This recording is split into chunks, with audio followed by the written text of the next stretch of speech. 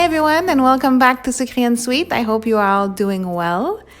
Lately, I've been receiving many requests to do more cocktail garnishes with citrus peel, whether it's oranges, lime, or lemon. People seem to be really looking for that at this time of year. So that is exactly what I will be doing in this video. 3 simple cocktail garnishes that you can do with citrus peel. They are great for cocktails, but you can also use them for your kids' juice, for smoothies, and even a simple glass of water. Now, as always, if you are enjoying this video, please give it a thumbs up and subscribe for more cocktail garnishes video in the future. And don't hesitate to send me any suggestions of videos you would like to see. I always like hearing from you.